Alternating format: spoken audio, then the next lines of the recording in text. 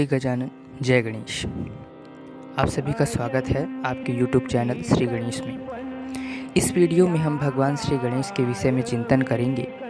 श्री गणेश कौन है, गणेश शब्द का अर्थ क्या है, गणेश तत्व क्या है, गणेश जी का स्वरूप और स्वभाव क्या है, गणेश को समझने के लिए किस ग्रंथ का अध्ययन करना होगा, गणपति का भारतीय संस्कृति में क्या महत्व है, इन विषयों पर आज हम प्रकाश डालने वाले हैं। श्री गणेश का तत्व बहुत वृहद है। इसे एक जन्म तो क्या 7 जन्म तक भी नहीं समझा जा सकता।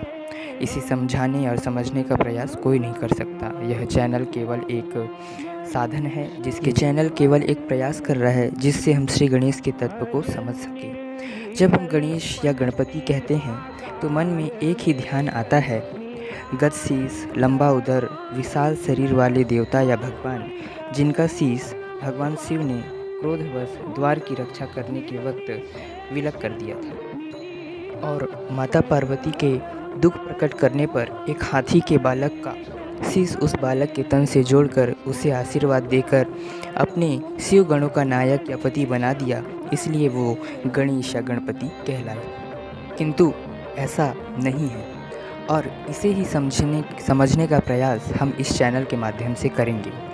हमारे ग्रंथों की रचना ऋषि मुनियों ने ऐसे ही खेल खेल में नहीं रची है। इन कथानकों के पीछे गूढ़ रहस्य और तथ्य छिपे होते हैं। जब हम इस कथा को सुनते हैं तो हमें इस पर संदेह होता है।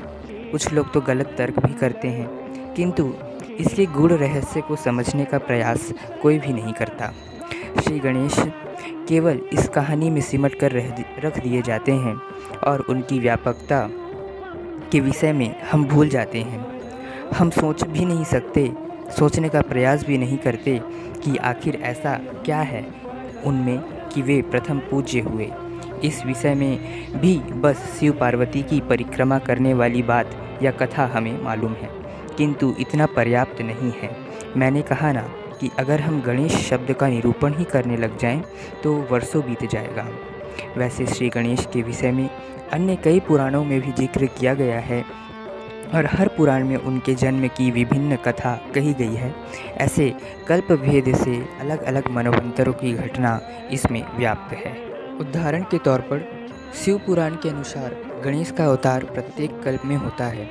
उनका श्वेत कल्प में जो अवतार हुआ था उसकी कथा के प्रसंग में कहा गया है कि पार्वती जी की 2 सखियाँ जया और विजया ने पार्वती को अपने कार्य करने या रक्षा करने हेतु एक सेवक की मांग की जो पार्वती की रक्षा करे और उन्हें मातृत्व सुख भी प्रदान करे। तब माता पार्वती ने अपने शरीर में लगे उपटन से एक बालक का पुतला या मूर्ति बनाया और प्राण देकर उसे अपने पुत्र के रूप में स्वीकार किया। वामन पुराण के अनुसार शिव जी जब स्नान कर रहे थे तो उनके शरीर में लगे भस्म जब जल में मिश्रित हुआ तो उस तेज से एक बालक उत्पन्न हुआ जिसे गणेश के नाम से जाना गया। स्कंद पुराण के अनुसार पार्वती ने वात्सल्य भाव से प्रेरित होकर अपने शरीर के उपटन से एक गजवक्त्र हाथी के मुख सदृश आकृति का चतुर्भुज बालक बनाया, जिसे हम गणेश के रूप में जानते हैं।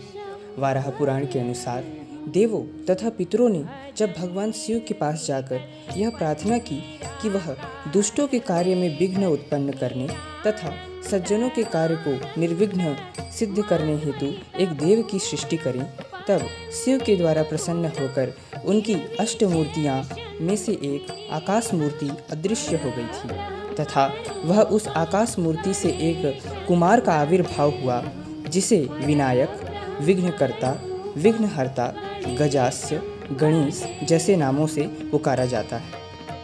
वहीं लिंग पुराण के अनुसार देवों की प्रार्थना पर भगवान शिव स्वयं ही पार्वती के सामने गणेश के रूप में प्रकट हुए थे। ब्रह्मांड पुराण के अनुसार महागणपति की अवतार देवी ललिता त्रिपुर सुंदरी के श्याम मुख से मुखारविंद से प्रकट हुआ था। वहीं श्री गणेश पुराण के अनुसार और श्री मुद्गल पुराण के अनुसार तो श्री गणेश के कल्प भेद से युगों में अनेकानेक अवतार हुए हैं। श्री गणेश के बारे में जान सकना, श्री गणेश के तत्व को जान पाना, यह एक जन्म के लिए संभव नहीं है। अर्थात इस वीडियो के माध्यम से, इस चर्चा के माध्यम से हमने ये जाना कि श्री गणेश का चर्चा उनके नाम की महिमा, उनकी भक्ति की महिमा हर एक पुराण में अलग अलग रूप में विस्तार से हमारे ऋषि मुनियों ने लिखा है। इसका अर्थ यही है कि गणेश तत्व बृहद है, सर्वव्यापक है। तो आज हमने श्री गणेश के बारे में चर्चा किया। आने वाली वीडियो में गणेश पुराण के बारे में और उसमें व्याप्त श्री गणेश की महिमा को भी जानने का प्रयास करेंगे। तब तक के लिए जय गजानन, श्री गणेश।